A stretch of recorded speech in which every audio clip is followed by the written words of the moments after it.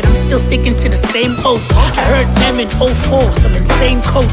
PLO in 05, got to night ghost. By 06, I was deep in the mix. It was school of the streets, my oath was making hits. Did you true like Iskela and decide to be a muso? Did you go big and wrestle education like sumo? Or did your highest qualification end up in studio? Cause you know, a lot of these niggas don't really make it. A dream don't really care how you catch it, it's how you chase it.